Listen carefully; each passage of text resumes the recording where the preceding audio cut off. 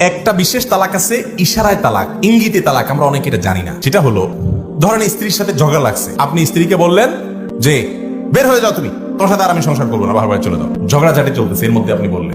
অথবা স্ত্রী আপনার কাছে তালাক চাইছে, তখন আপনি ডাইরেক্ট তালাক দিলাম এটা বললেন না, কিন্তু এমন কিছু বললেন যেটা দ্বারা তালাক বোঝা যায়। এটাকে বলে তালাকে কেনাই, ইঙ্গিতে তালাক। এইভাবেও কিন্তু তালাক হয়।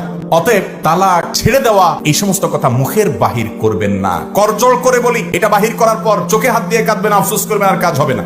যদি কাউকে না জানান, তাহলে ভেতরে ভেতরে জেনার সম্পর্ক হবে, কিয়ামত দিন জেনাকার হিসাবে উঠবেন। এই জন্য তালাক, এই কথা পুরুষরা খবরদার স্ত্রীদের সাথে মুখের বাহির করবেন না। এটা যদি করতে হয়, মনে মনে সিদ্ধান্ত নিবেন, মুখে কিছু বলবেন না। মনে মনে সিদ্ধান্ত নিলে কিছু হবে না। মনে মনে সিদ্ধান্ত নিবেন যে ঠিক আছে, একসাথে থাকবো না, তাকে ছাড়তে হবে, কিন্তু মুখের বাহির করবেন না। কোনো আলেমের সাথে পরামর্শ করে তিনি শিখাই দিবেন কি পদ্ধতিতে আগাবেন, এমন পদ্ধতিতে আগাবেন যাতে ফেরত নেওয়া যায়। তালাক দেওয়ার পর মানুষ এসে বলে, হুজুর, এমন কোন দোয়া দায়ী আছে যেটা পড়লে আবার ফেরত নেওয়া যায়?